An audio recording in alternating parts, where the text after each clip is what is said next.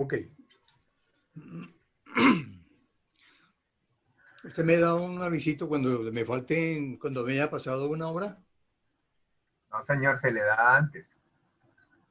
10 minutos antes de los 40 minutos. Claro que sí, profesor. Ok. Para no estar pendiente de la hora y perder el hilo. Sí. Bueno, son Fanny, que es nuestra jefa en este momento. Son las 5 en punto. Tenemos conectadas ya 28 personas. Entonces, si les parece, procedemos a iniciar con la conferencia del profesor Henry Granada. Adelante, profesor. Me parece justo con todas las personas que se conectaron. Sí. Bueno, muy buenas tardes a todas y Muy todas buenas las personas que están tardes. conectadas. En este momento, ya hace un minuto dije que éramos 28, parece que ya somos 30. Tu Fans Club, profesor Granada, va en aumento.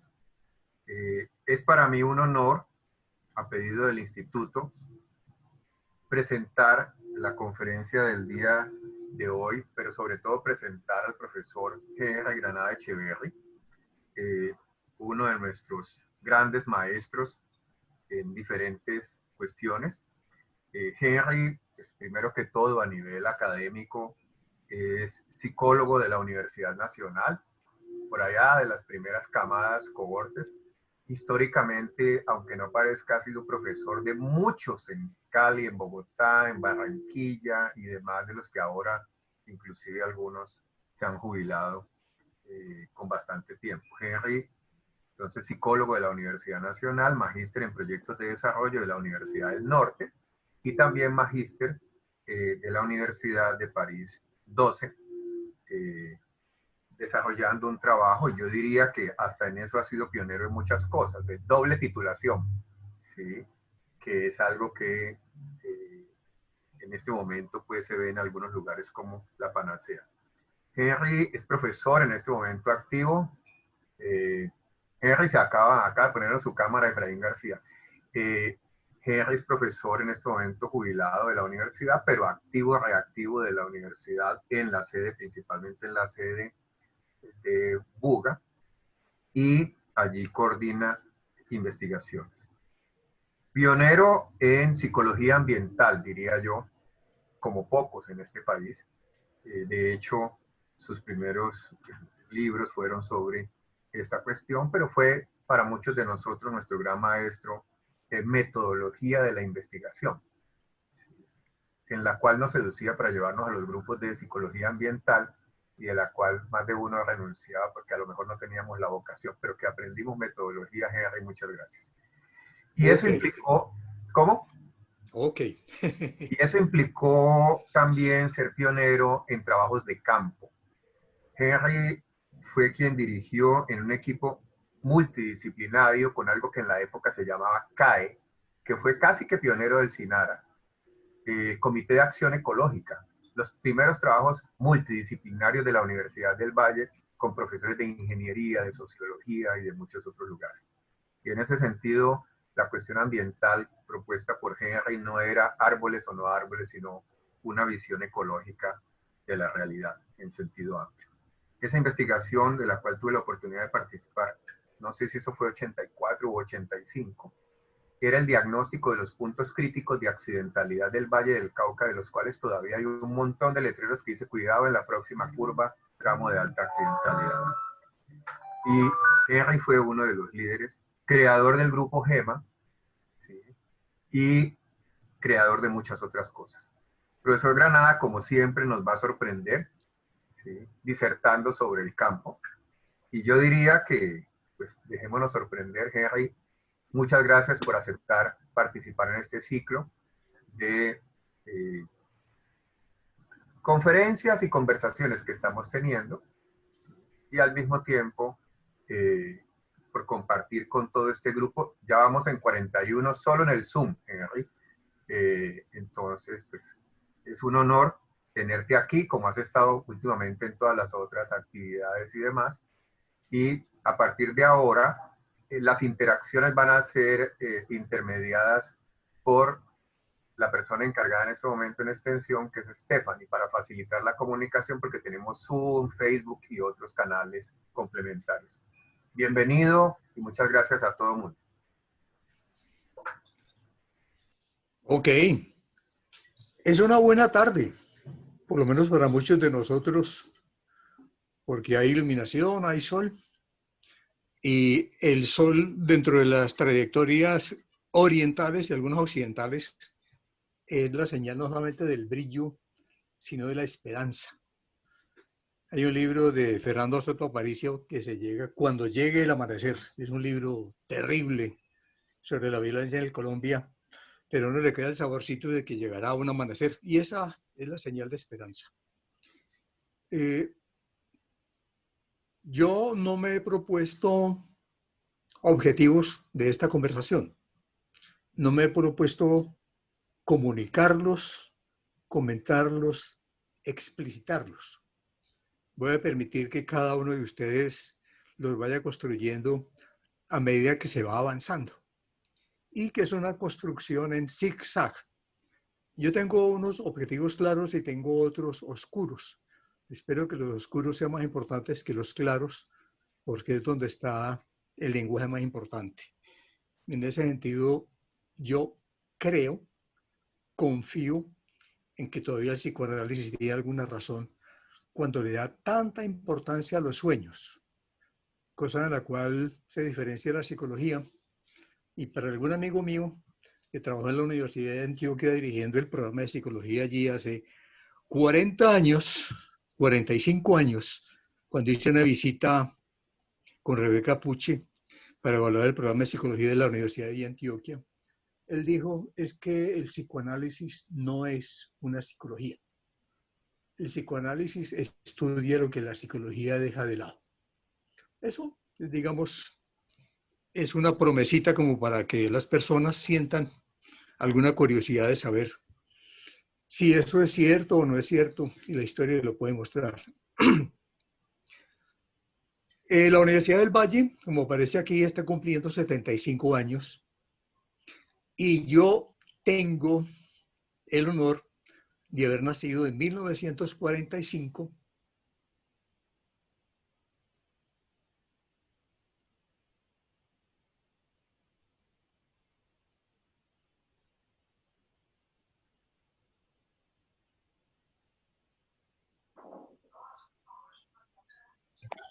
Bueno, mientras se restablece un poquito la conexión, vamos a saludar a las personas que están desde Facebook, que al momento tenemos 45 personas desde Facebook.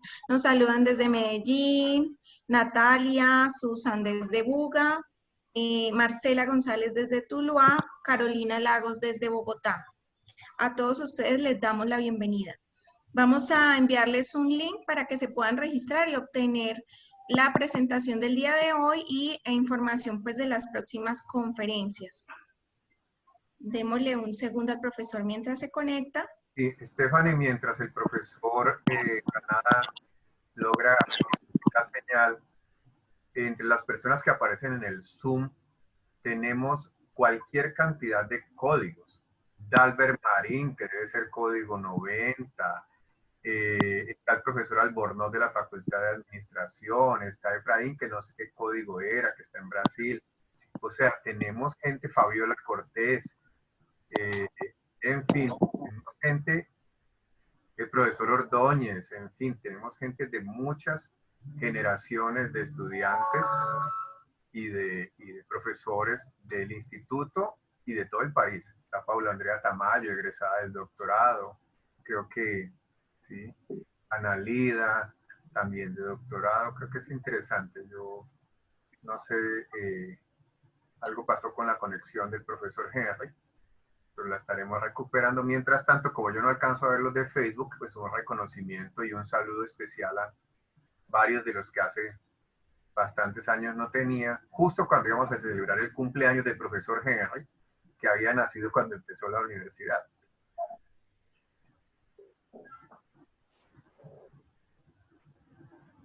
Efectivamente, profesor Érico, le damos la bienvenida a todas las personas, en estos momentos unos egresados, docentes que mantienen cerca de la academia. Vamos a revisar qué pasa con la conexión del profesor Henry. Denos un segundo, por favor.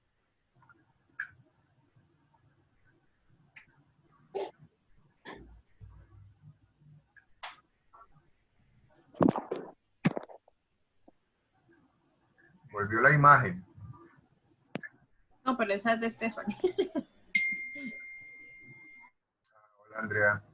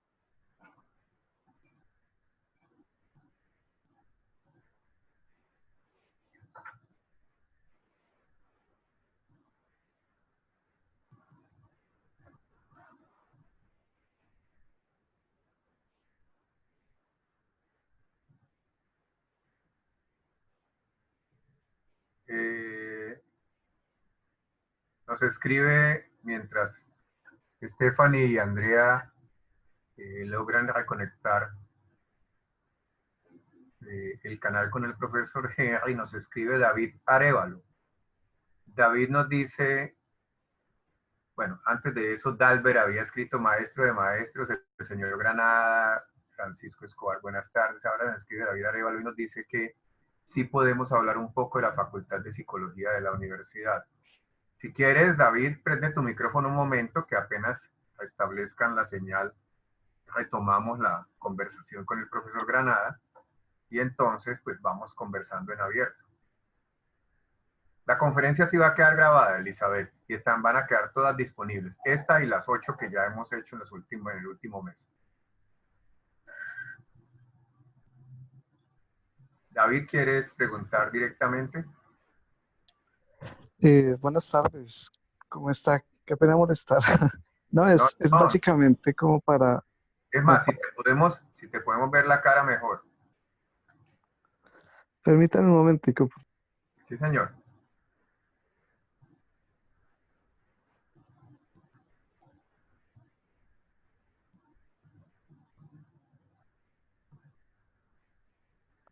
Bueno, tenemos buenas noticias, ya se está restableciendo la conexión con el profesor, entonces mientras tanto el profesor Érico muy amablemente nos apoya allí. Sí, es que sí, David estaba haciendo una consulta. Haz la consulta, David, aunque no tengas imagen. No, quería saber cómo el enfoque que tenía la Facultad de Psicología de la universidad. Pues me Tú refiero... nos estás contactando ¿desde dónde? Pues yo soy parte del CIRIEC Colombia, que es un centro de investigaciones de economía social y solidaria, básicamente. Ajá. Y nos invitó nuestra estimada Mónica, que también es miembro del CIRIEC. Ya. Mira, nosotros en este momento todavía somos instituto académico en la Universidad del Valle. Estamos en proceso jurídico de pasar a facultad, que eso debe ser este año. Y a nivel de programas, tenemos en este momento 2 pregrados. Creo que hay personas que todavía no saben que tenemos un pregrado nuevo en primera infancia, aparte del pregrado de psicología, que está en Cali, Buga y Palmira. Tenemos la maestría con foco en profundización, o sea, lo que algunos conocen como profesionalización y en investigación, y tenemos el doctorado. Y tanto maestría como doctorado tienen diferentes líneas de formación. De forma amplia, psicología social, psicología organizacional y del trabajo, cognición, clínica, En fin, entonces, esa es la manera. Y estamos divididos para efectos de investigación por grupos. Entonces tenemos un centro de investigaciones que está en proyección de volverse instituto de investigación, y tenemos varios grupos, algunos Es que del centro y me tocó otros. entrar por el teléfono, ver la identidad y todas esas cosas. Bueno, ok. Avisan, Henry. Entonces, David, y tenemos una oficina de extensión a través de la cual hacemos, como toda la universidad, asesoría, consultoría y demás. Pero hay algunos trabajos en el campo de la cuestión solidaria y demás que han sido hechos por algunos y algunas egresados y egresadas ilustres, que creo que si te interesa, nos escribes a través de Stephanie, que está coordinando la reunión, y te mandamos los datos para que podamos seguir en interacción. La idea de esto no es solamente escuchar a conferencistas, la idea de esto es crear comunidad académica, científica, profesional, y creo que allí, por ahí veo la cabeza de Henry otra vez. Henry, ya vas en Señor. 50, ya vas en 55 en Zoom, sin contar los de YouTube. No, pero ¿y los minutos que han transcurrido? Fue pucha. No, no te los vamos a descontar, no te preocupes. Ok, No, bueno. bueno. Entonces, estaba respondiéndole a David Arévalo, que tenía unas inquietudes específicas sobre cómo funcionamos. Ya le pedí que nos escriba para después responderle. De hecho, vos tenés experiencia en el campo en el que él se mueve. Y Qué bueno. a partir de allí, entonces, pues mantener las otras interacciones que no son la de captar alumnos y esas cosas, ¿no? Sino crear comunidad, ¿sí?, académica y masa crítica.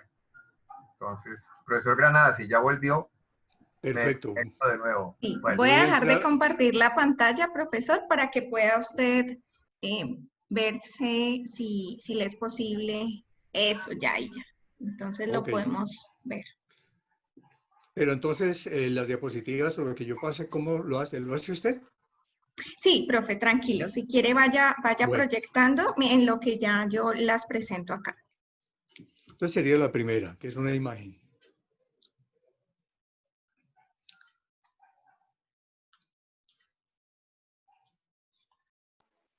Estamos hablando de la imagen del sembrado de piña.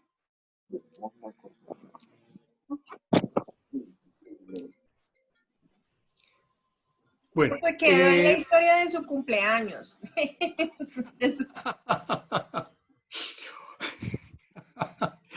Ok. Bueno, la historia del cumpleaños ya pasó. De todas maneras, me parece muy interesante la anécdota.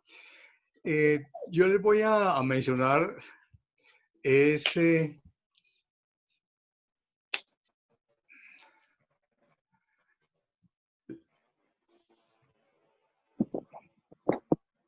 La diapositiva que sigue. Listo, profe.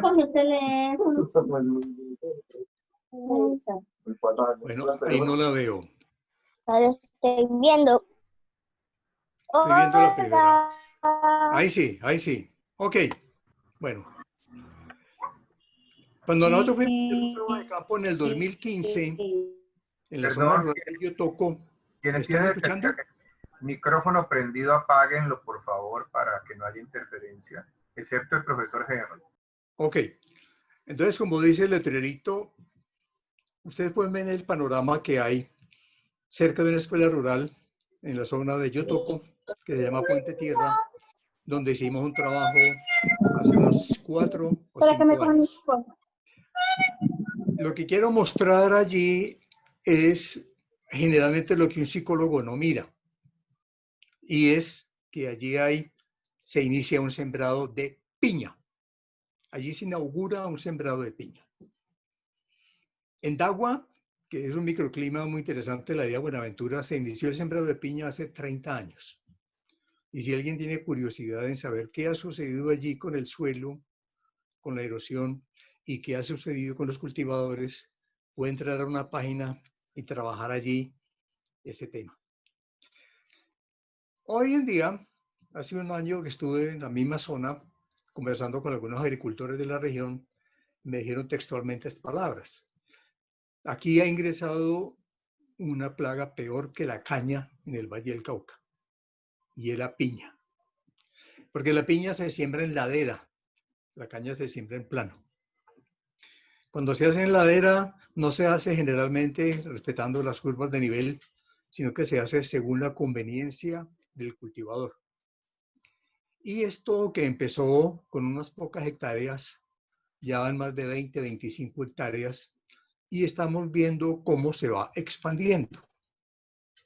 La piña, en gran proporción, está tomando el auge de lo que se llama monocultivo. Yo quiero que las personas que me escuchan, donde hay agrónomos, donde puede haber psicólogos, donde puede haber otro tipo de profesionales, miremos qué nos dice el monocultivo a cada uno de nosotros.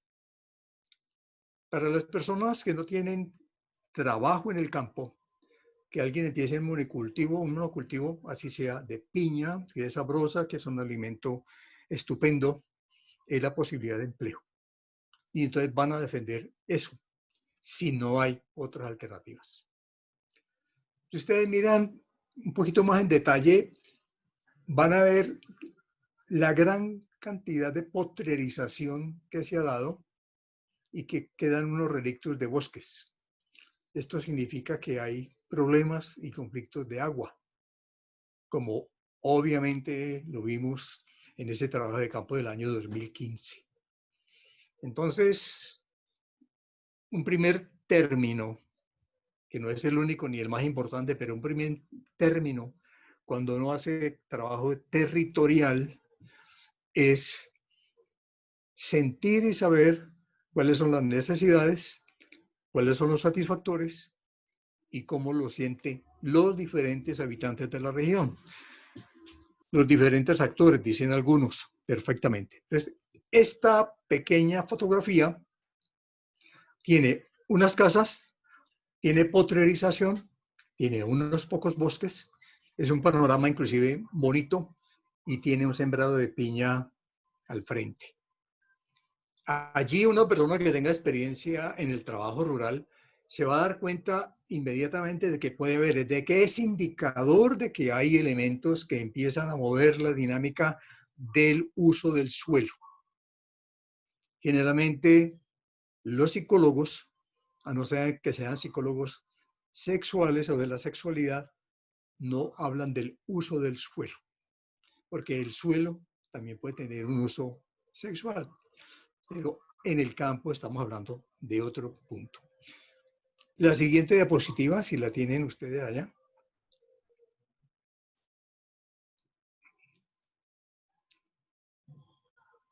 Bueno, esta es, en algún momento fue una imagen que pudo salir el Día del Campesino. Ustedes pueden observar el prototipo del campesino. Generalmente el campesino utiliza manga larga para defenderse un poco de las inclemencias de la temperatura, de la picada de los moscos y de posibles hojas o tallos cortantes con espinas en su trajinar. Es una persona que está cogiendo el trigo con la mano. Esta es una imagen en la cual nos dice que 3 veces al día necesitamos a un agricultor. Generalmente, cuando nosotros consumimos alimentos y estamos en la zona rural, el agricultor desaparece de nuestro punto de vista. No es un punto de referencia.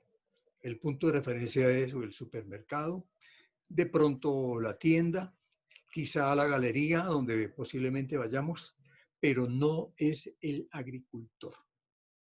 Entonces, cuando alguien no ocupa un lugar importante en el horizonte semántico de una persona, no juega un papel importante en su vida cotidiana. Sigamos, por favor. Esta fotografía la tomé hace unos pocos días desde el balcón del apartamento donde estoy viviendo ahora, que yo antes vivía en una casa, pero en otra conferencia les diré los movimientos que hicimos de casa a apartamento y por qué. Por ahora simplemente lo que les quiero mostrar es En el año 2000, en el año 1999-2000, hice un trabajo de campo sobre la calidad ambiental urbana de la ciudad de Cali. Parte de ese trabajo fue presentado en México, donde hablaba Érico, que he tenido parte de mi desarrollo dentro del campo de la psicología ambiental. Y vimos una cosa muy interesante en los factores que para la gente actúan y que les genera la sensación de vivir en una ciudad de calidad ambiental. Están dos grandes asuntos. Uno, los farallones. Poderlos contemplar, poderlos ver, poder dedicarle un rato a su mirada, etcétera, y cómo se recortan en el cielo, cómo forman las nubes. Pero el segundo factor es el de la brisa. Entonces tenemos dos factores que se generan dentro de la zona rural, que para el 80% de los habitantes de Cali de esa época consideraban que le daba calidad ambiental a la ciudad. Aquí se plantea una relación muy interesante entre lo urbano y lo rural. No ese divorcio tan fuerte que muchos científicos, muchos investigadores han tratado de mostrar, y demostrar la ciudad como el culmen, digamos, de esa línea casi recta del progreso humano, y lo rural casi como el atraso, casi como el resquicio, casi como una modalidad bajo la cual se mira el mundo atrasado. Aquí en esta fotografía yo quise rescatar eso, la calidad de la ciudad.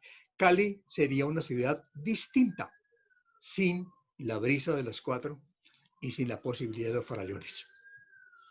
En una experiencia que yo tuve cuando buscaba apartamento, cada piso que se subía, podía uno subir un poquitico de la calle, mirar un poquitico al frente y de pronto mirar al cielo. Y el último piso tenía vista al frente, por encima de las edificaciones.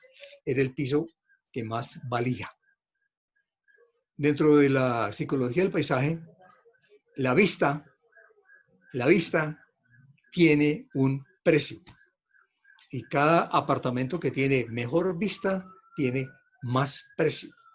Y como la vista es un bien competido, entonces los otros urbanizadores hacen edificios grandes al frente para vender por la vista, y el que compró por la vista se queda sin la vista. La vista es un bien público, pero se ha sabido privatizar y han sacado de él digamos, el provecho las personas que ni siquiera contribuyen a su mejoría. Pasemos a la otra, es tan amable. Esto es una vista distinta. En esa escuela que yo les hablé de la primera fotografía, hicimos un trabajo con los alumnos, estaban estudiantes del colegio. Estamos haciendo un ejercicio de cartografía social, donde las muchachas están dibujando aquellas cosas que más les gustan y que más les gustan de su sitio, de su territorio. Hay grupos mixtos, hay otra parte donde hay muchachos, como se ve al frente. Aquí había 3 muchachas y hay 2 para este lado. Dibujaban, se ponían de acuerdo, qué faltaba, qué no faltaba. Y en esa narración de la construcción de la cartografía social, uno podía mirar la intensidad, puede mirar el color, puede mirar la forma como las personas se relacionaban con ese papel y qué de ese papel para ellos significaba lo más importante y a qué no le daban importancia. Con esa cartografía hicimos una entrevista de grupo, un grupo focal, y allí pudimos saber para ellos qué significaba calidad de vida en su espacio rural y qué perspectivas tenían de disfrutar de esa calidad de vida, o si la perspectiva era irse para el pueblo. Eso dio lugar a un documento. El documento existe y es parte del desarrollo de la línea de psicología rural, calidad ambiental percibida y valorada por habitantes de ciertos entornos, veredas, corregimientos, etc. Sigamos, por favor.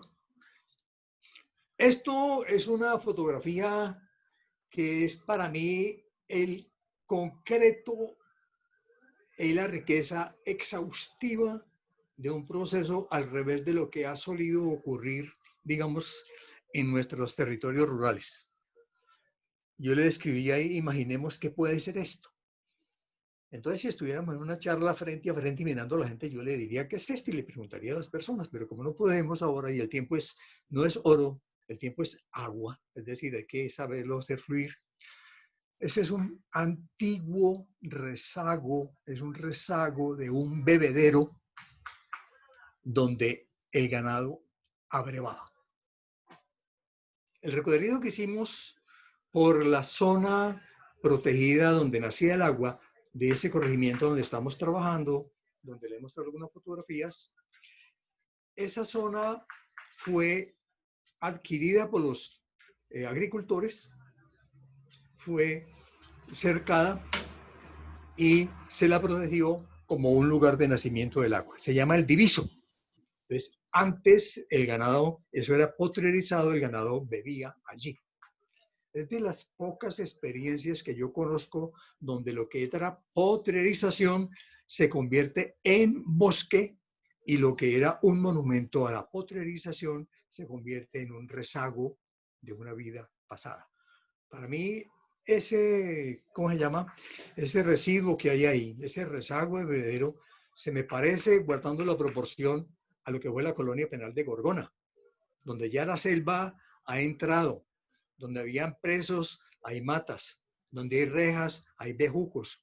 Y la persona que tenga una sensibilidad hacia estos valores se va a dar cuenta de las transformaciones que la naturaleza logra con cierto tipo de ventajas cuando se le da la oportunidad. Allí ese sitio es cuidado. Hay una organización, cuando hablo de organización ya espero que la psicología organizacional atienda. Hay una organización que se encarga de darle vida a esto, de limpiarlo, de mantenerlo, de darle fluidez. Sigamos, por favor. Esa es una tienda. Y como tienda de la escuela de la cual hemos hablado, ofrece una serie de productos a los estudiantes. Ustedes pueden hacer un análisis de cada uno de los productos, mirar Hals, Trident, Manicero, etcétera, mirar todo lo que hay y esa es la nutrición que se ofrece en la tienda escolar para los estudiantes. Allí no se observa nada de alimentación que produzca la misma región. Eso es un pequeño enclave, donde está Colombina, donde está ya la cañicultura, donde está el azúcar, donde están los confetis, etcétera, etcétera, etcétera. Entonces uno, con una mirada un poco más crítica sobre el valor nutritivo de esto, sobre la contribución a la posible obesidad posteriormente, la contribución a la cuestión de la diabetes posteriormente, uno dice, tenemos un foco de infección, tenemos una pequeña pandemia, aceptada, legalizada, degustada y querida por los estudiantes. Te le da a un estudiante una chocolatina y le da una zanahoria, usted no tiene dudas de qué escoge. ¿Cómo se ha moldeado el gusto de las personas para que desde jóvenes prefieran cierto tipo de elementos, no de alimentos, sobre otros? Eso tiene una historia y es importante saberla, pero simplemente quería mostrar cómo la escuela está rodeada de un sembrado de piña, de una tienda, por ahora, y lo que eso puede significar para una persona que tenga sensibilidad hacia los valores de la vida rural. Sigamos, por favor. Bueno, aquí hago 3 cuadritos y dice fundamentos de esta co-construcción. Cuando hablo de co-construcción, suena cacofónico, pero me parece que es la realidad de aquello que yo he logrado en tanto tiempo de trabajo, y es que lo he hecho conjuntamente. Y voy a mencionar porque no puedo detenerme en ello. Bases experienciales, no experimentales, sino experienciales, vivencias. Primero, la experiencia infantil, del 45 al 55. Yo nací en Pereira cuando era un pueblo, pero me crié en el campo, en una pequeña finca familiar que fue la que nos dio la vida, la nutrición. Una finca pequeña donde nadie conocían, pequeñas son 3 hectáreas, donde no se conocía la palabra hambre, donde no se conocía la palabra sed como estado de carestía. Se conocía la palabra sed cuando uno iba a tomar agua y hambre cuando tenía ganas del almuerzo o de la comida, pero no porque no hubiera. Nunca hubo incertidumbre, que es la norma actual. Allí había unas seguridades mínimas y esas seguridades mínimas crean una manera de ser, crean confianza. Inclusive diría yo, y los que me conocen pueden decir que yo soy una persona relativamente ingenua. No que sea bruto, ingenua. Es decir, creo en las buenas intenciones que aparecen cuando me relaciono con la gente. No busco intenciones ocultas. Otra experiencia de la Universidad Nacional en Tibaitatá, 1969. Tibaitatá es un sitio de práctica de la Facultad de Ingeniería Agronómica de la Universidad Nacional. Era. Allí tenía un amigo. Yo hice muchos amigos en la Universidad Nacional, fuera de psicología. Se llamaba Jaime. Y Jaime me invitó a un pequeño laboratorio, una salida de campo que hacían los estudiantes de ingeniería. Me dijo, ¿y vos como psicólogo qué querés hacer allí? Yo le dije, yo quiero saber ustedes qué hacen, cómo lo hacen y qué puedo aprender. Para mí esa experiencia fue muy importante.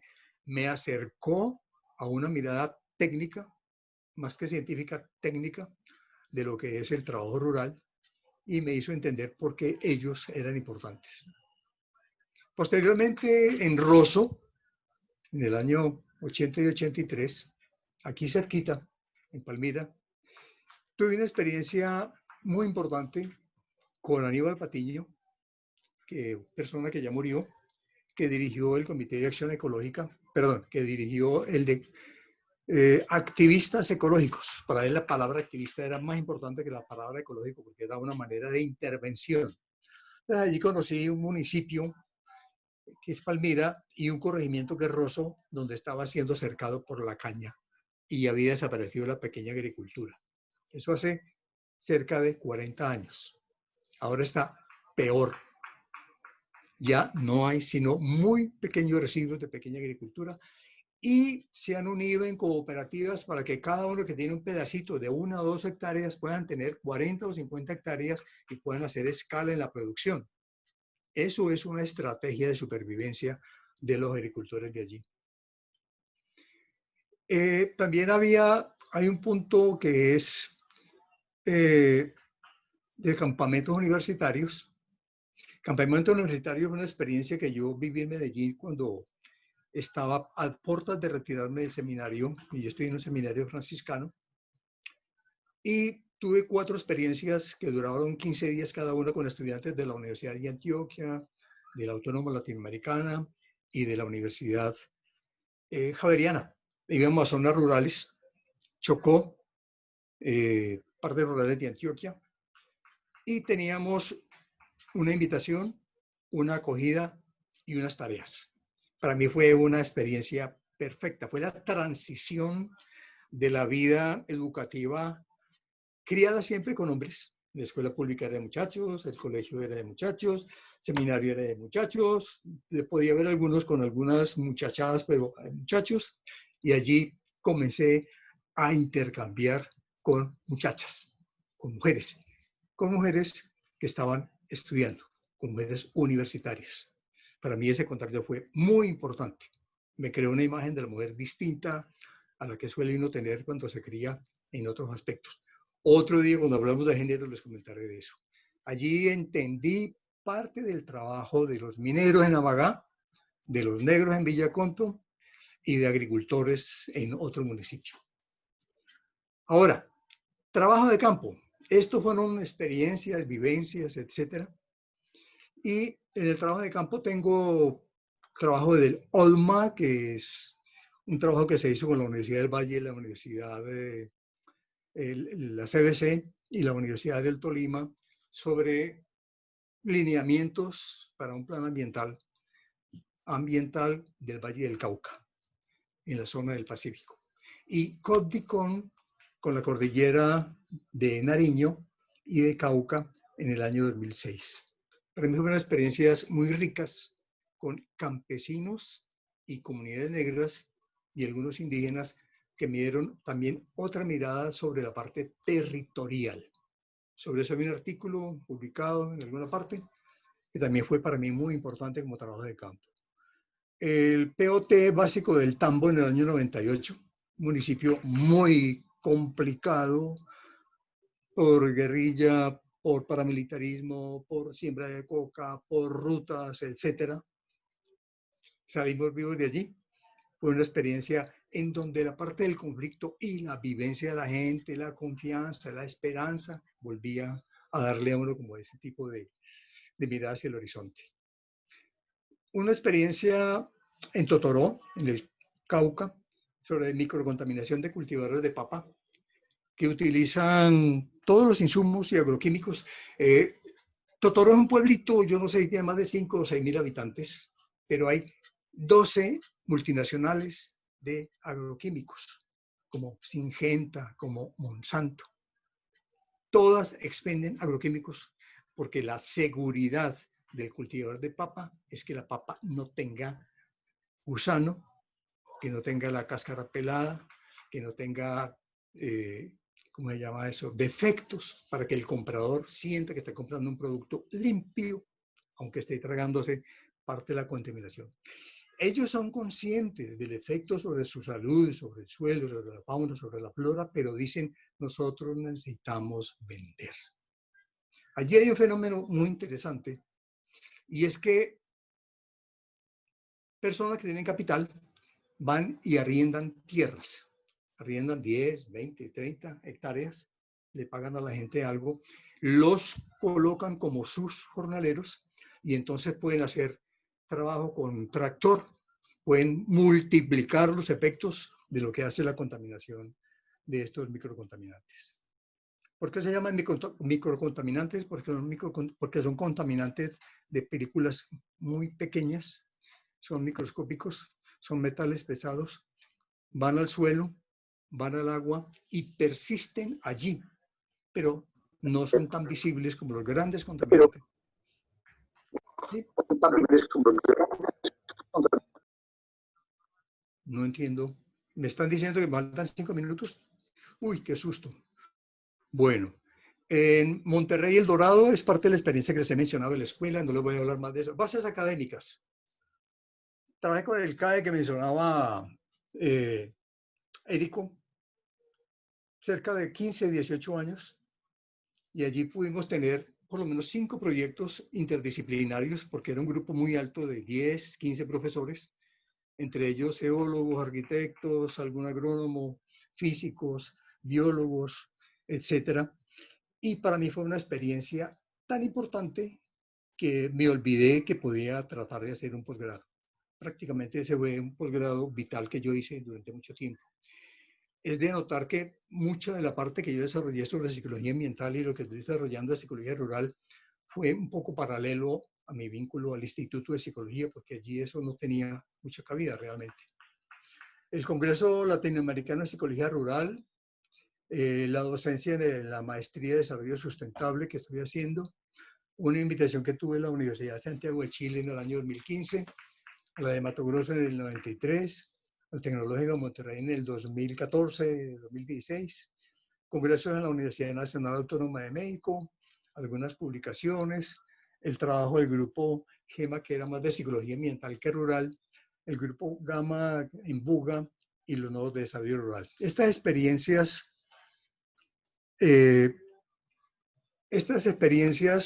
dejan 3 elementos claves. 1, trabajo interdisciplinario. 2, la internacionalización de la psicología ambiental y en parte de la psicología rural. 3, la necesidad de crear el hábito de trabajar con personas que tengan formación diferente a la de uno, que le relativicen sus conocimientos, pero que a la vez le ofrezcan posibilidades mayores de trabajo, de comprensión y de dominación del tema. Bueno, sigamos.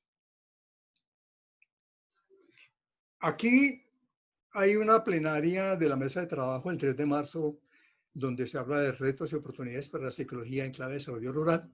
que no lo voy a leer, a usted le va a llegar esta presentación, pero allí hay unos puntos esenciales que quiero señalar, 2 o 3. 1, el vínculo de lo urbano y lo rural.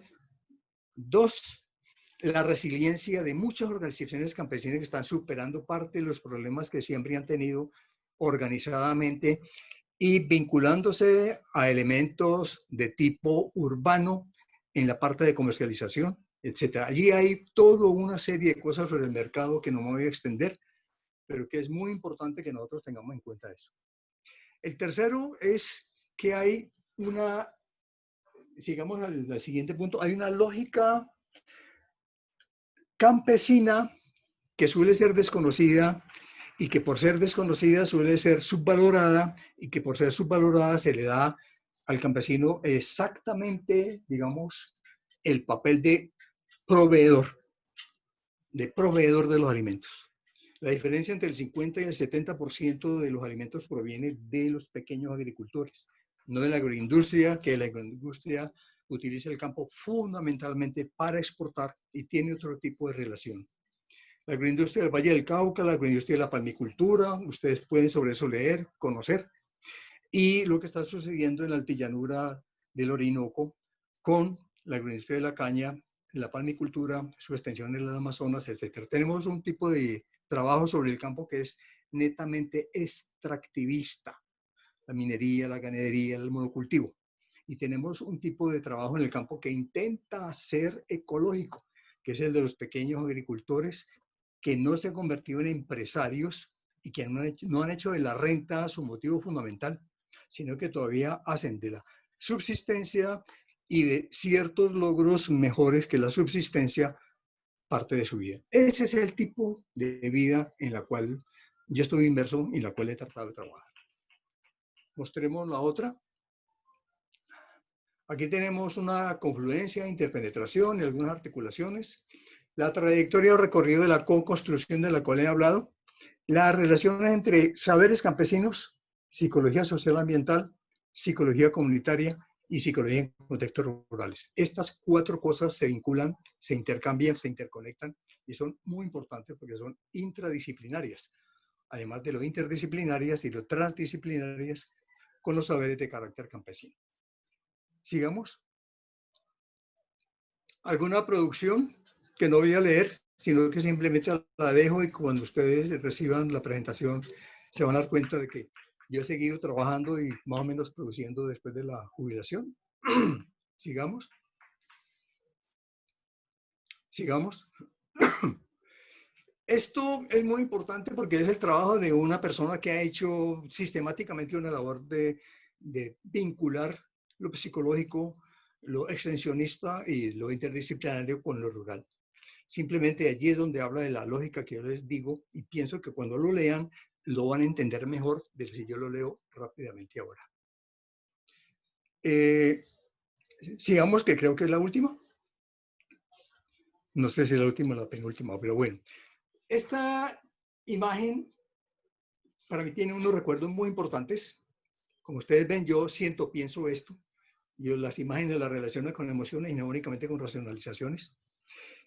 Este señor se llama Omar González. Él y 3 hermanos más son líderes de una agrupación que se llama Paracomi, que tiene ya unos 10 años. Ha tenido cierto éxito y muchas dificultades. Después del recorrido que hicimos por su finca, fue como 1 hora y media, 2 horas, conversando. Yo lo miraba mientras él pasaba por una mata de café, le arrancaba unos chupones que son muy largos, pero no dan fruto, conversaba del aguacate, y hablaba de las dificultades de la venta. En esa época estaba el precio del café por debajo del precio del nivel crítico, por lo menos para que el gasto fuera igual al ingreso. Me hablaba de la posibilidad de cambiar hacia el aguacate o hacia el plátano, porque el café ya no podía tener. Bueno, este punto, cuando llegamos a este punto de la cerca, él se puso a mirar y yo subrepticiamente le tomé esta fotografía. Entonces yo dije, ¿qué estará pensando? Pero durante el recorrido conversamos. Yo, con mi experiencia en otras partes, por mi vivencia infantil, pude hacer de esa conversación una gran interlocución. Y él, a pesar de que mis manos son muy diferentes de las de él, ustedes miran las manos de él, son manos gruesas, dedos de trabajo, las mías son otras manos diferentes. Sin embargo, podíamos encontrar una interlocución porque yo sabía en parte de lo que él hablaba y él me trataba como su igual prácticamente, aunque me dijera, profesor, eso es una experiencia enorme. La posibilidad de que alguien en el campo, con su formación o su deformación, lo trate a uno como interlocutor, es el reconocimiento del valer humano en esa relación. No es el reconocimiento de la superioridad. Y el hecho de que él hiciera me hizo sentir a mí que yo no traía soluciones para nada. Yo traía aprendizajes y traía experiencias. No sé si sigue alguna cosa al final. ¿No hay más? No, profesor, ese es el final. Aquí queda la nada de Granada. Saco 3 conclusiones. Profesor, La discúlpeme, voy a dejar de compartir pantalla para que usted se pueda ver. Perfecto. Ok. No, pero a mí me gusta mucho verme, como soy de bello. Bueno, la primera gran conclusión es que el trabajo de la psicología es amplio, es denso, es magnífico. Y lo que falta es gente de berraca que le ponga el asunto a esto, que no se quede en lo convencional, que no se quede en lo que se le ha dado o en lo que ha encontrado, porque cuando uno encuentra y se queda, ahí se aterriza. La psicología y en lo que yo he enseñado de historia de la psicología me ha dado mucho gusto aprender una serie de cosas, por eso relaciono con diferentes corrientes.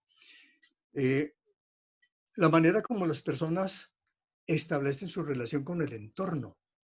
Yo le preguntaba a estas personas en una reunión qué es lo que más les gusta de aquí, de este sitio. Ellos decían la seguridad. Y le decía yo, ¿por qué la seguridad? ¿Cómo habla usted de seguridad? Me decía, aquí se puede andar de noche a cualquiera, es alguien a quien deba temer. Para mí es una definición operacional de seguridad territorial. De seguridad. Yo pienso que la psicología, desde el punto de vista del contexto rural, se está enfrentando a un reto que es el de la sobrevivencia. Cuando yo defendí mi tesis de maestría en Francia, la socióloga que servía de jurado me decía, es parte del subdesarrollo. Cuando llegue la urbanización, cuando llegue la demarnización, esas formas de vida no tienen futuro. Entonces, yo empecé con ella una discusión de la cual afortunadamente ella sabía español porque yo no sabía francés y la suspendimos para poder dar pie a la nota y a lo que fuera, etcétera, etcétera. Entonces, es un reto. ¿Cómo evidenciar que hay valores en la vida campesina? Y desde la Corte Constitucional en el 2003, el modo campesino es un patrimonio, es una manera de ver la vida, de vivir la vida, de entender la vida, de relacionarse con la naturaleza y de ella hay que protegerla. Eso, digamos que está muy en contradicción con lo que ocurre normalmente con la vida campesina, no solamente porque haya asesinos en serie por allí y activistas en serie por allí, sino que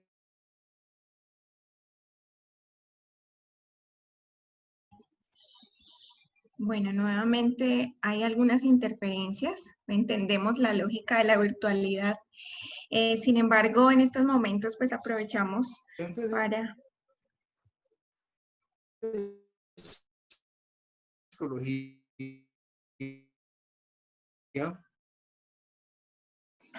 Dile al profe que está teniendo mala conexión porque probablemente él no sepa.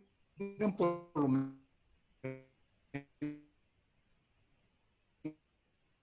la posibilidad de... Sí, se fue la conexión con el profesor. Bueno, en estos momentos hemos recibido por el chat bastante información, agradecimientos al profesor Henry. Y nos hablan, por ejemplo, nos dicen que es muy interesante la conferencia, además es un llamado de conciencia para valorar la ruralidad. Y nos envían saludos desde Sabaneta, Antioquia, Bilbao, España, La Unión Valle y Bogotá.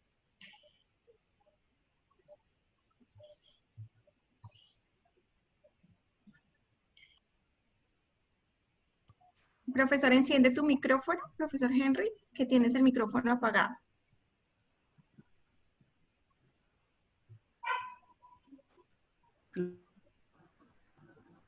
La última es, digamos, agradecerles su presencia.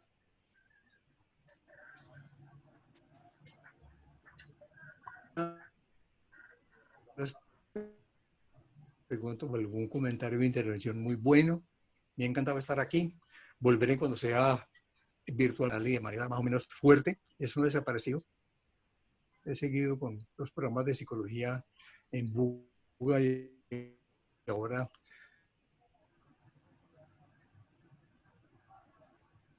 uno en Palmira y con una oportunidad enorme, la mayoría interesantes, que sobre eso no quise ni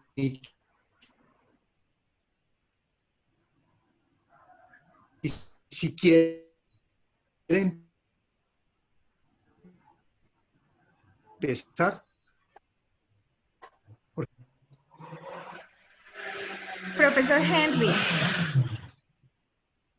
Profesor Henry, estamos escuchando entrecortado, sin embargo, aquí nos saludan desde Popayán y hay varios agradecimientos a su intervención. Hay una persona que habla. Profesor, ¿me escucha?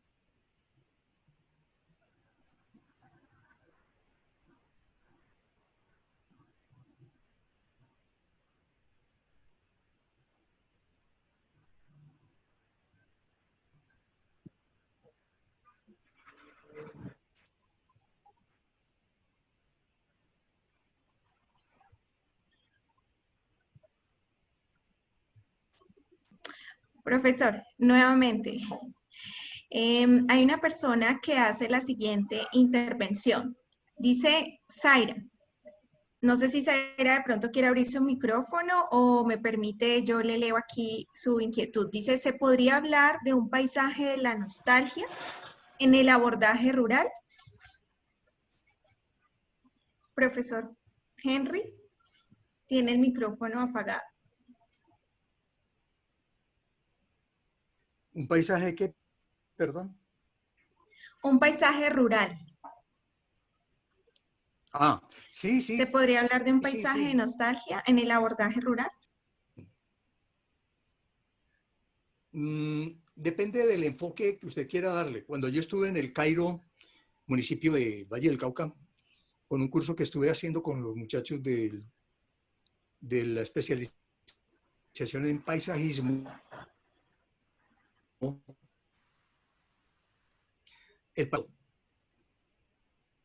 cuando empieza la vertiente hacia el Pacífico, es un municipio bonito, pintoresco.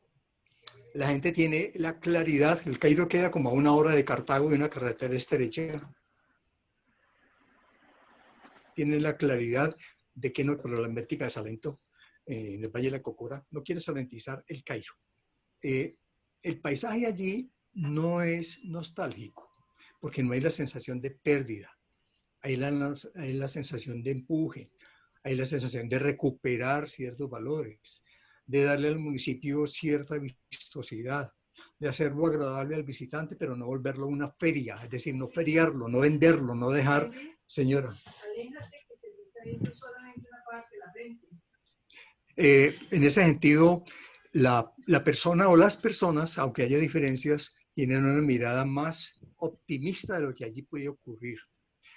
Una mirada nostálgica es la que encuentra uno, por ejemplo, en ciertos aspectos del Pacífico.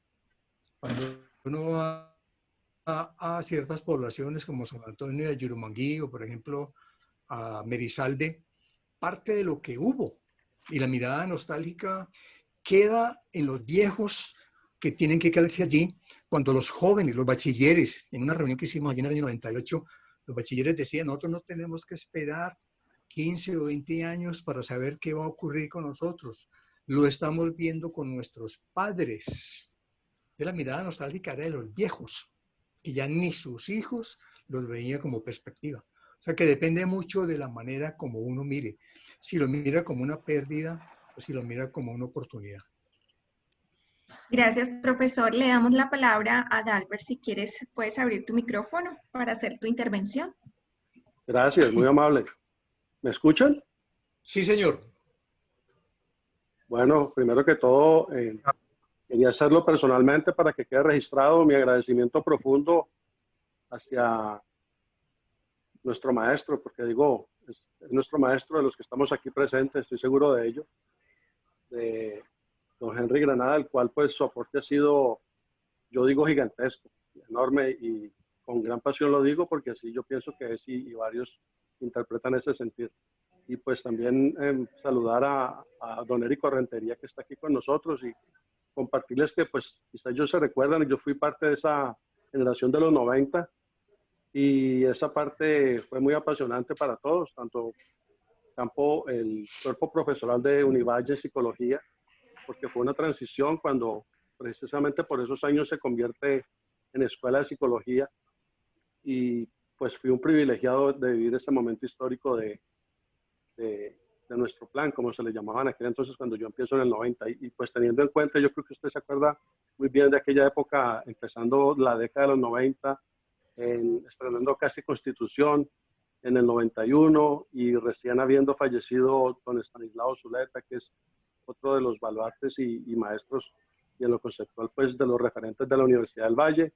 Entonces, bueno, habiendo dicho eso, tengo una pregunta, y es ¿cómo pudo usted, maestro Henry, vivir todo este conflicto tan intenso, por ejemplo, de lo que yo vivía en los 90, de Cali, que era una cosa espantosa por las cuestiones que ya todos conocemos, y aparte de eso, cuando usted hacía sus trabajos, su abordaje pues en la parte rural, y usted que viene de Pereira, que es un área también conflictiva, Risaralda y demás, ¿cómo pudo usted manejar con tanta tranquilidad tanto conflicto y pudo haber enseñado con tanta frescura?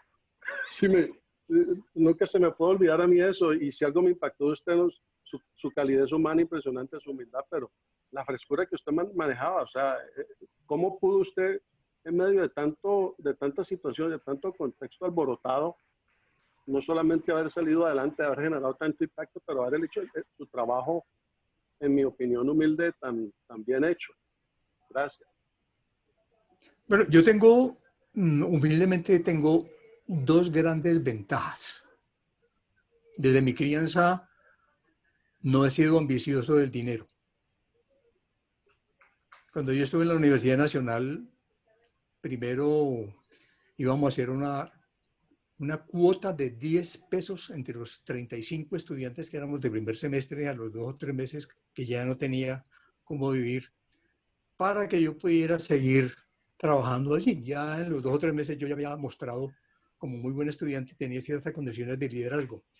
O sea, tengo la ventaja de no ser ambicioso económicamente, y entonces tengo una vacuna antiviral con relación a las circunstancias de soborno, de gusto por los lujos, etcétera, etcétera, que en una sociedad de consumo me parece una ventaja.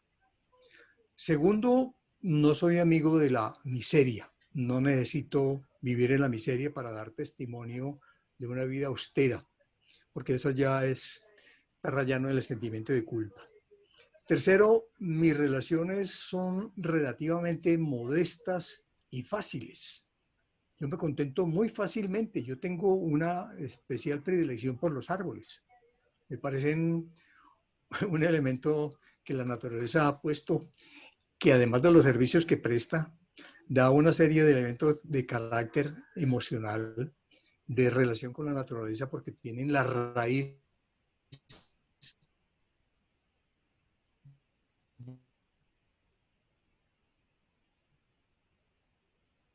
te fue el audio. Que la puntica le están creciendo elementos, digo yo, ¿cómo hace el esfuerzo de esa araucaria para llevar desde el suelo 20 metros arriba y seguir creciendo? Entonces, los árboles, ciertas vainas modestas. Pero hay un aspecto muy importante. Yo siempre he estado muy bien acompañado. Y cuando hablo de bien acompañado, hablo de personas. Obviamente, entre las personas, las mujeres tienen un elemento especial. Entonces, el bien acompañado es que siempre he tenido amigos. Y que ninguno de ellos ha sido amigo mío porque tenga ventajas conmigo con relación al dinero. Lo cual desde el comienzo ejerce una selección social de quién puede ser amigo mío. Conmigo el dinero no vale la pena ni lo va a conseguir. Le puedo prestar y le puedo regalar, pero para eso.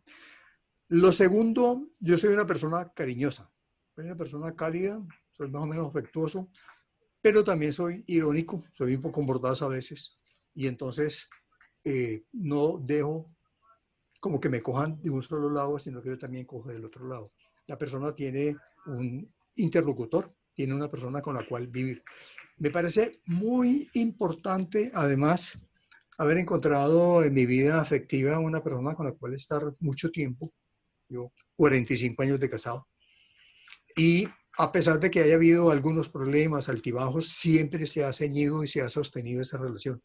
Para mí la compañía ha sido un elemento clave en mi vida afectiva, además de los hijos, pero también la relación con los estudiantes. Generalmente yo tengo una relación a veces distante, a veces muy cercana, pero siempre intento que los estudiantes vean a una persona con la cual pueden conversar, pero la cual no pueden manipular.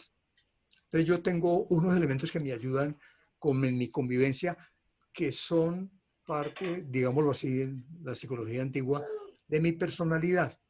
Son elementos que yo he venido con ellos hace mucho tiempo y los he pulido, los he mejorado, pero no necesito acudir a otros, digamos, subterfugios o artilugios como para tener una vida social relativamente cómoda. Yo no soy competitivo. Yo, cuando creo algo, lo busco y lo defiendo, pero no por pelear con alguien ni por ganarle a alguien, sino porque me parece que es una cuestión digna de defensa. Como ustedes ven, yo pues soy un poco apasionado, sé cuáles son los valores por los cuales yo debo inclinarme y los cuales debo perseguir.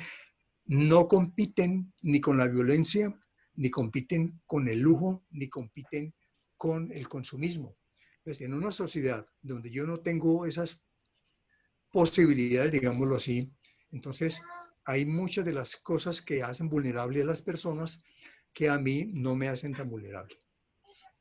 Bueno, profesor, Muchas gracias. muchas gracias. Ok, Dalbert. Y gracias ¿Sí? Si al me permiten nomás participante. un segundo antes de despedirme, le quiero claro. compartir al maestro una anécdota muy bonita, brevemente la resumo. Yo subo a la oficina de él, cuando estaba ahí su oficina ahí en el cuarto piso, junto a las oficinas de Álvaro Enríquez, de la de Hernán de los Érico Ríos. y Hernán de los Ríos y la de Alonso. Ahí estaban casi juntitas esas oficinas, un poco antes del Centro de Servicios Psicológicos, y yo llego un poco azarado, ya casi en la parte final de mi carrera, en la culminación de mi tesis, y el maestro Granada, precisamente tuve esa gran bendición, él era mi director de tesis en ese momento, y yo llego con ese azaramiento impresionante, y él con su ojo clínico me ve hacia afuera, y yo lo vi que él estaba un poco ocupado, me dice, don Dalbert, ¿qué cuenta? ¿Qué dice? Y yo le digo, no, aquí vengo. Y lo veo un poco apresurado, le digo, no, es que vengo a hacer una vuelta. Y la anécdota fue impresionante, es que me dice, pero si lo conduce a algo esa vuelta, pues no, los dejo, muchas gracias. Excelente, muchísimas gracias al participante. Elizabeth Duque nos dice, ¿ha adelantado algún estudio del proceso de restitución de tierras en zona rural?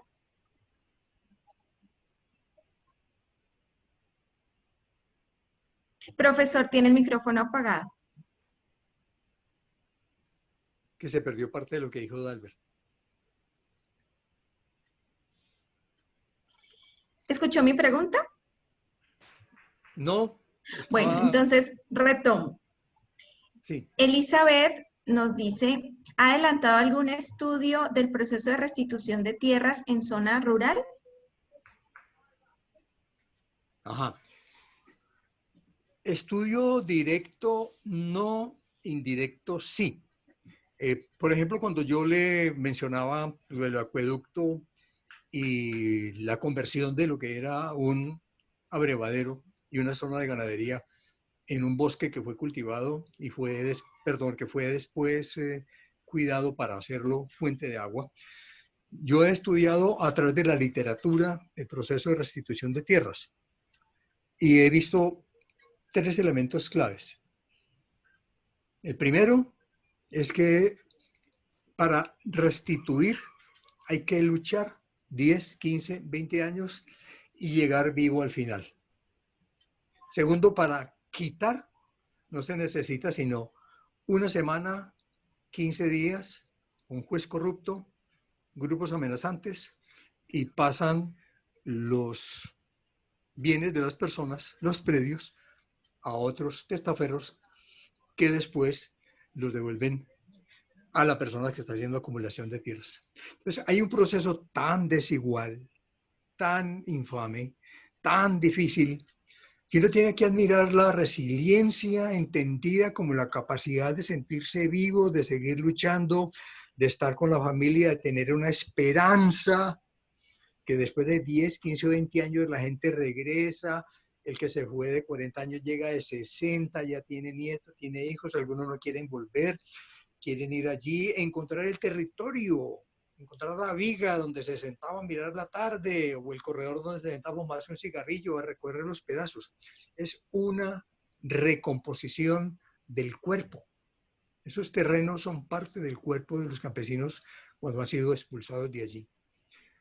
Lo tercero es que es un proceso que continuará, tiene muchos enemigos, porque cuando la tierra deja de ser un bien simplemente de, ¿cómo es que se llama?, de lucimiento de estatus y empiece a pagar el predial que se merece, la productividad o no productividad de su uso, allí comenzará a ser menos importante la tierra, porque costará tenerla. Como nuestros senadores y nuestros representantes de la política y de las decisiones, la mayoría de ellos representan a estos grupos de terratenientes, y eso pues es muy evidente en los llanos, en Córdoba, en el Atlántico, en la Guajira, etc. Eso es una lucha larga. Yo me voy a morir y no voy a ver finalizado eso, pero viendo el proceso de restitución, la manera como las personas se unen, se vinculan, se ayudan, se colaboran, me parece que eso tiene esperanza. Ya la parte detallada, jurídica, etcétera, la veo más difícil. He visto, he seguido un poco en las lecturas el proceso de San José desde hace unos 20 años o 15 años, cuando lograron declararse como territorio no inserto en el conflicto ni con paramilitares, ni con guerrilleros, ni con ninguna de las fuerzas ilegales, y han sobrevivido allí. Es una restitución de la dignidad, es una conservación del territorio como símbolo de su asentamiento, de su capacidad, no de su poder, porque en términos de poder no se puede decir eso, en términos de su capacidad de darle simbolismo y lucha a un territorio como es San José. Pero no tengo datos adicionales que le pueda responder la pregunta con mayor capacidad. Bueno, varios comentarios, profesor Henry, desde Facebook. Lina Fernanda dice que lindo reflexionar sobre las relaciones afectivas en el marco de la construcción de conocimiento. Silvio habla de las metáforas suyas, que las construía a partir de un chiste psicológico y lo pone entre comillas, mediante el cual el estudiante sabía para quién era el regaño o llamaba atención. Lina Fernanda dice... Carolina dice que quiere preguntarte, profesora, acerca de una página que mencionó al principio de la presentación que tiene información sobre agricultores de Dagua. Y por acá el profesor Érico dice, Henry, como profesor de metodología, seguís aportando como siempre, la literatura es un recurso fundamental y en tu caso costumbrista, ni hablar. Gracias. Entonces, profesora Granada, si le podemos responder a la persona que está en Facebook y ya seguimos con más inquietudes por acá. Sí, en Dagua hay una experiencia de los piñicultores, porque la piña cogió mucha fuerza allí y se volvió un cultivo especial por el microclima, porque no es un microclima lluvioso, sino relativamente seco. Un microclima del Cañón del Dagua especial en la zona Pacífico. Es casi el único microclima que hay de esa naturaleza. Y entonces cogió mucha fuerza y empezó a extenderse y a meterse en cultivos diferentes de los que había anteriormente, que eran pequeños agricultores o de pancoger. Sin embargo, hay por lo menos dos movimientos importantes de mujeres que han tratado de recuperar como cabezas de familia parte de la agricultura tradicional, porque han visto que con la piña se solventan las personas que la cogen, la persona que la vende, los intermediarios y los negocios en la ciudad, pero que para el agricultor allí no queda un beneficio. Es decir, como dirían los economistas, es dinero y mercado que se lleva de ahí y pasa a ser parte de la ciudad. No queda allí mismo. Entonces, ellas están tratando de elaborar una agricultura relativamente eficiente, utilizando bien los pocos recursos económicos que tienen y el conocimiento que tienen de sus abuelas y de sus madres, las que todavía están vivas, para los productos, organizándose solas, sin la introducción de señores allí. Puede haber un elemento de género, puede haber un elemento de empoderamiento, puede haber un elemento de organización, que a veces las organizaciones de mujeres son más eficaces porque conocen mucho mejor aspectos un poco escondidos territoriales de los que conocen los hombres. Yo conocí una experiencia en el Chocó en donde en un municipio había mujeres que cultivaban galpones de gallinas y allí no había hombres. La pregunta era, ¿por qué no hay hombres? La respuesta de ellas, primero, porque ningún hombre va a intentar ser parte de una asociación de gallinas, porque va a ser la burla de los demás. Aquí el hombre tiene que ser maderero, minero, pescador, pero meterse con gallinas no tiene la posibilidad, nunca. Y segundo, si algunos se meten, se beben la plata, nos la quitan, porque aquí el machismo es muy fuerte. Dos razones. Entonces, lo que le comentaba a la persona que hizo la pregunta es, yo no conozco mucho de la cuestión de Dagua directamente, pero sí sé de experiencias que se están haciendo para contrarrestar el monocultivo de la piña con cultivos que beneficien a las personas que viven en la región. No se olviden que yo les mencioné, todo monocultivo es extractivista, sea del suelo, sea de la fuerza laboral, sea de los recursos naturales, sea del agua, sea del oro. Y aparentemente la agricultura contemporánea, la agricultura que se impele, que se impacta, a la cual se le presta, a la cual se subsidia, a la cual se ayuda, a la cual se le dan los insumos, a la cual se le hace bancarización, etcétera, es la agroindustria. Y los principales gremios del país, los que están ahora fortaleciendo cómo va a abrir la economía, son de ese tipo de gremios. Que hay una serie de cosas muy importantes que no entro en ellas porque no tenemos el tiempo ni es el espacio. Pero eso de lo rural y lo urbano ha empezado a ser muy importante. Bueno, otros comentarios. Daliana López nos dice, es necesaria la lucha por un reconocimiento tanto en términos formales como materiales de su identidad y territorio que terminen por visibilizar un reconocimiento integral del campesino como sujeto político y de derechos. Y Matías también nos habla y nos hace la siguiente pregunta. ¿Podríamos decir que a través de los centros educativos rurales los docentes pueden promover iniciativas para transformar la mirada nostálgica en una mirada más optimista?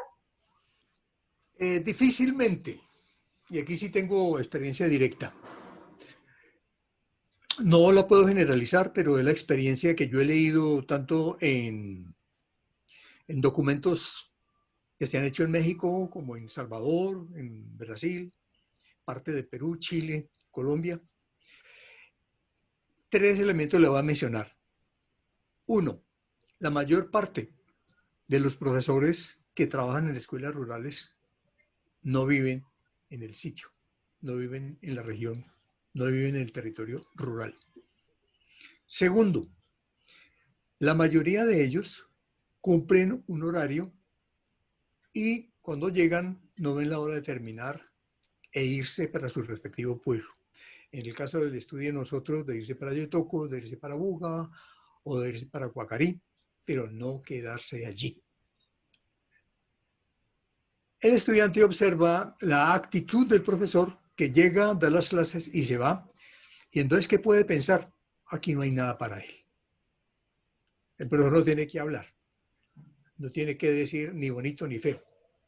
Con su comportamiento está diciendo todo lo demás, porque es un comportamiento contextualizado.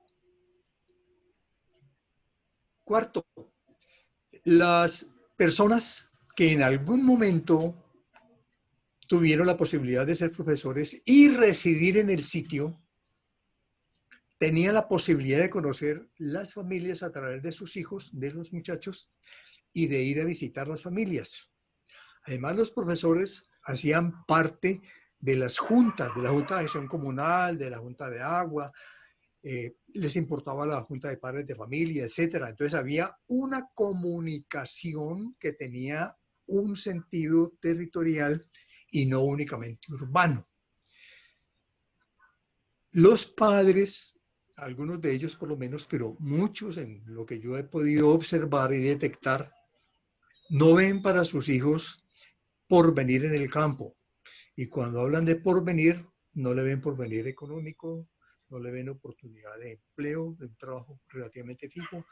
El padre no quiere que el hijo sufra las mismas cosas que él sufrió, no quiere verlo jornaleando, aguantando sol y agua, etc. Los muchachos tampoco se ven allí. Entonces, aquí surgió un problema muy importante.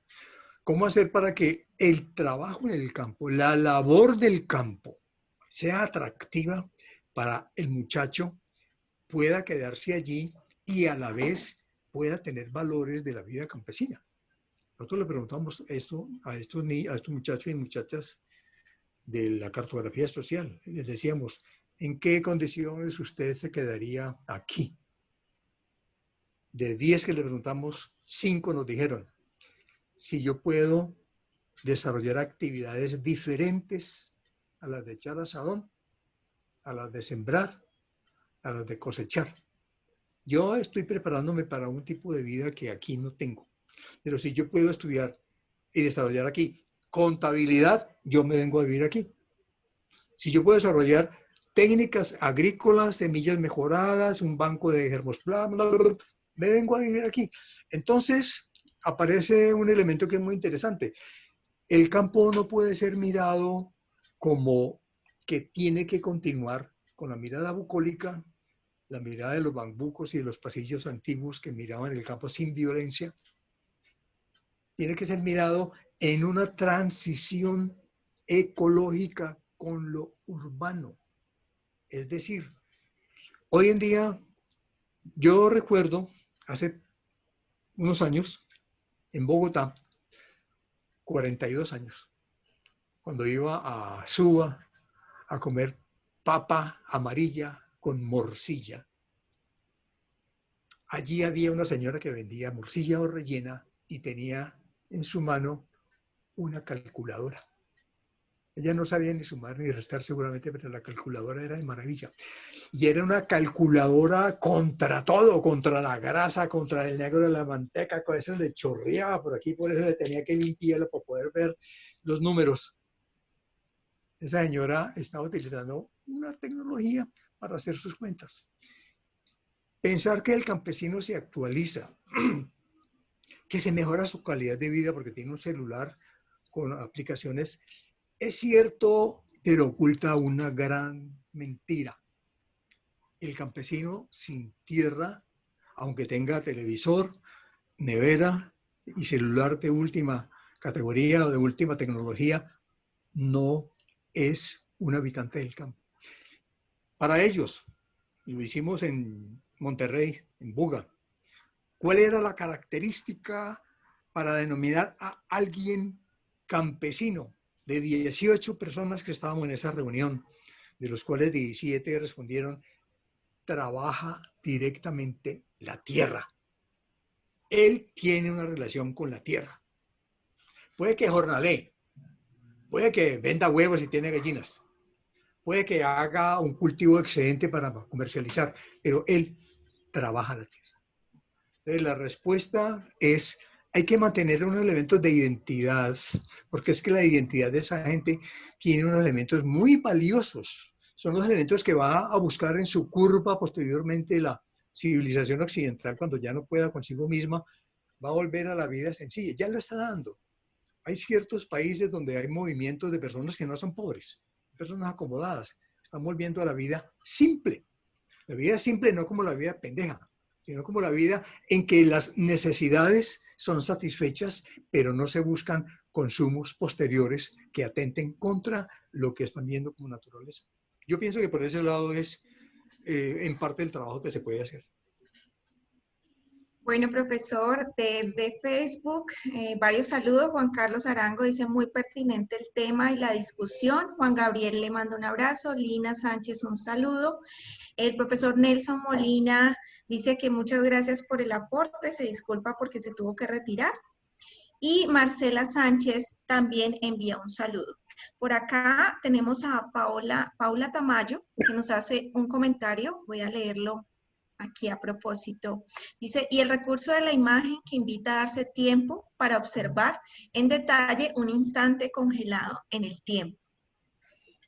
Óscar Ordóñez también dice, haber tenido a Henry como profesor y colega solo me ha dejado buenos recuerdos. Y pues el profesor Érico dice, totalmente de acuerdo, estos ciclos nos deben traer otras de esas voces veteranas de Univalle y el país como parte de lo que han sido y como somos como Instituto de Psicología Univalle, no solo por su erudición y lectura desapasionada y profunda. Efraín nos dice, muy oportunas y relevantes las ideas traídas a discusión hoy. Muchas gracias, Henry, por la excelente presentación. Duilio Monterroso dice, qué interesante, profesor, transición ecológica a lo urbano. En lo personal, mi experiencia me ha mostrado, al menos en mi contexto Guatemala, que parte del desamor, y lo pone entre comillas, del campesino o indígena a su tierra y búsqueda de urbanizarse, nuevamente comillas, es producto de la misma exclusión de este último, esta exclusión urbanística de lo rural que le es además conveniente. Ok, a mí me parece muy buenos comentarios. Los acepto porque a mí cuando los elogios son merecidos, los recibo con mucho gusto. Cuando son inmerecidos, los devuelvo. Pero quiero hacer un comentario sobre todo al compañero de Guatemala, y no recuerdo mal. Yo no quiero dar una visión de la vida campesina bucólica. En la vida campesina hay contradicciones. Yo viví contradicciones en mi familia. He vivido contradicciones en los trabajos que he conocido y que he visto. Muy poco he trabajado con indígenas, algo he trabajado con comunidades negras, pero algo de eso me ha servido. Primero, y es un elemento de recuperación. Generalmente, en la vida, en la agricultura tradicional, había unas divisiones territoriales tremendamente fuertes. Uno era la huerta, donde había un espacio, donde había o gallinas, donde había hierbas medicinales, aromáticas, y unos sembrados que ayudaban a darle sabor a la cocina. El tomate, el cilantro, el cimarrón, el limón, etc. Allí estaba el sabor de la cocina. Lo que no se podía consumir allí se compraba. La carne, la panela, la sal, el azúcar, algo de leche, etc. Pero había entre ellos dos una transición muy interesante. Y es que, por ejemplo, las cáscaras de huevo se secaban al fogón, se tostaban, se molían con una piedra o con la moledora de granos de maíz, se le echaba la aguapanela y tenía uno su calcio directo, sin necesidad de comprar las pastillas en la droguería. Allí hay un elemento que yo quiero recuperar a pesar de las contradicciones que pueda haber del patriarcado, de la secesión del trabajo familiar no pago, etcétera. Allí hay recursos. La gente es recursiva. Yo lo cuento como anécdota, pero es parte de la vida. Yo aprendí de mi mamá, fundamentalmente, a remendar, o sea, a rehacer los pantalones. A uno se le rompían los pantalones fundamentalmente por el fundillo de sentarse y de las rodillas estar haciendo otro tipo de actividades. Entonces, aprendí a recuperar el pantalón. La palabra recuperación tiene que ver con la palabra reciclaje, pero la recuperación es una relación directa con la ropa, con el vestido, con el utensilio.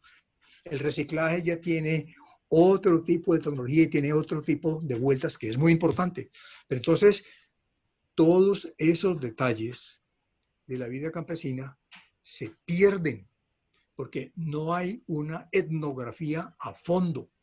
No hay un estudio de esas cosas que a uno le muestran cómo es que la gente fue capaz de sobrevivir y ha sobrevivido con todos los enemigos que tiene encima, por debajo, por los lados. Es decir, para mí, el que haya campesinos que subsisten, que pelean, que trajinan, aun cuando no sean la mayoría de la nación, es un testimonio de vida humana pujante. A veces empujante y a veces cesante, porque le faltan muchas cosas, pero para mí es eso, fundamentalmente. Bueno, no sé si el profesor Érico quiere hacer alguna acotación sobre la conferencia antes de hacer el cierre. Yo qué puedo decir si pues tengo ciertos vínculos afectivos con Granada, sí, de unos cuantos años. Yo soy código 82. Albert, que fue alumno mío, es código como 90. Después aparece Efraín. O sea, tenemos, Henry, tenemos como 4 códigos diferentes por décadas. Tenemos generaciones de generaciones. Stephanie es código 2000 y pico, mejor dicho. 2010, profe, 2010. Imagínate, la segunda década del siglo XXI. No, yo la verdad solo quiero agradecer las reflexiones de Henry y agradecerlas en un sentido amplio. Yo escribí ahora una cosa que decía que, a propósito de lo que escribió Oscar Ordóñez, nuestro querido colega también de psicología, de que traía buenos recuerdos. Yo no sé si Oscar es de la generación de Dalbert o anterior, pero ya no me interesa. 89, yo soy 89. Ah, oílo. Uy, profe. Entonces, no, es agradecerte, Henry, la generosidad y una reflexión de lo ecológico. Yo no estoy hablando de lo campesino, pero sí de lo ecológico, de una manera como pocas veces se pone al frente. Cuando pusiste que una vez en la vida, y yo esa expresión ya se la he escuchado a policías, a abogados y a médicos, de que usted necesita tener un amigo policía, un amigo médico y un abogado de amigo también, porque alguna vez en la vida los va a necesitar. Pero tu colocación de que 3 veces al día necesitas de un campesino, eso es otra cosa. Eso es otra cosa. Y es una ecología, una concepción ecológica, que no es toda esa mentira que estamos ahora jugando en metodología, porque para mí yo aprendí bastante metodología con vos. No es solo echar cuentos, sino que la complejidad es compleja, no es desordenada. Y cosas de ese orden, y creo que nos has puesto al frente de forma sencilla el asunto, sobre todo a través de una experiencia tuya, Henry, de vida, que creo que esa ha sido tu mejor experiencia para los que hemos sido tus alumnos y para los que lo serán a partir de esta conferencia. Y es mostrarnos opciones. Por ejemplo, leer a este que tiene el mismo nombre de presentador de televisión, Fernando González. ¿Sí? Yo ni sabía quién era el tipo, pero después de una clase tuya lo leí. Y no, qué maravilla. Y aprendí lo que quieras.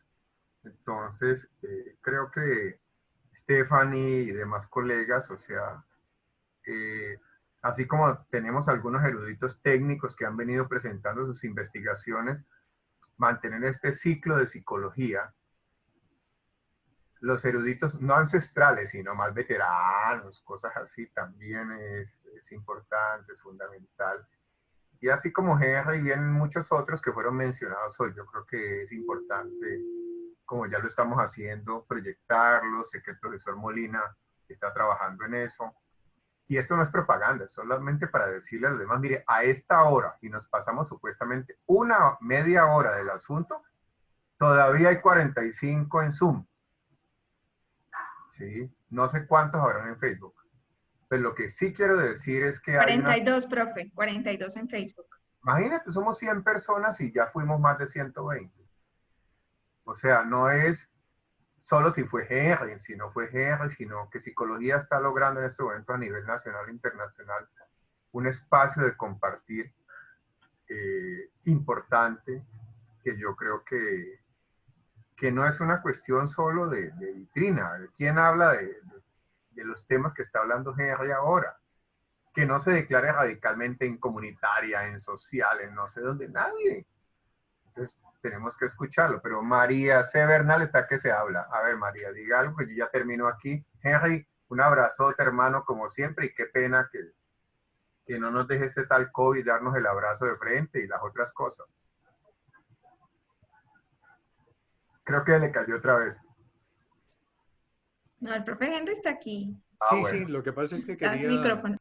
que me rompió un minuto y cuando vuelve aparece silencioso. No, un abrazo y también a Esperanza, Gordy, la gente con la cual vos te comunicas. un momentico. Henry, espérate, que le gustaría mucho escuchar eso. Ay, Dalber, estás cachetón. Pero es que Henry te está saludando. Mira a su maestro. Ahí está mi maestro. Hola. Hola, mi querida Spanish. ¿Cómo estás? Querido. Sí. Me alegro mucho verte. A mí también. Sigues mejor que yo, tienes mejor cabellera. Yo, la mía, ¿No has visto? va llegando al... Mira lo que te va a mostrar, mira. ¿No has visto? ¿Qué me Mira. va a mostrar? ¡Ah, huepucha! Yo también estoy blanco. No, pero ya hace juego con el vestido. Hace juego con el vestido. Sí, Vea, muy ¿sabe qué? zuloso. Ustedes dos no avancen en la conversación porque esto se pone complicado. Ay, un besote. Un beso grande. Ok.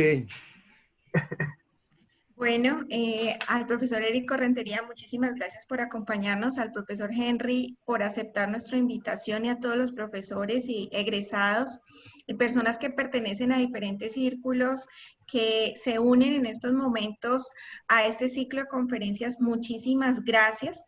Les invitamos a que sigan participando. Reservamos este espacio para agradecer también a las personas que nos apoyan y que hacen posible esto.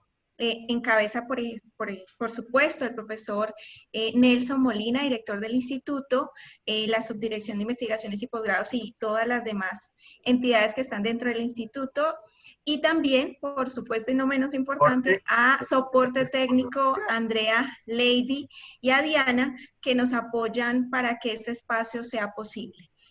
También les invitamos a que se conecten nuevamente con nosotros el próximo 2 de julio a las 5 de la tarde con la conferencia Origen de la Inmunidad y el retorno necesario a la comunidad, que va a estar a cargo de Francisco Javier Rojas, uno de nuestros egresados y actual docente también del instituto de las sedes. Entonces, los esperamos allí y con esto pues cerramos la conferencia del día de hoy con algunos comentarios. Belén nos dice muchas gracias por compartir sus saludos desde Perú. David dice un placer haber tenido la oportunidad, muchas gracias nuevamente y aquí también desde Facebook muchos agradecimientos a todos ustedes, gracias por asistir nuevamente y los esperamos la próxima semana, 2 de julio a las 5 de la tarde. Ok, muchas felicidades. Muchas gracias a todos. Nos Gracias, vamos a Henry. ver. Ok. Gracias, Eric. Gracias a todos.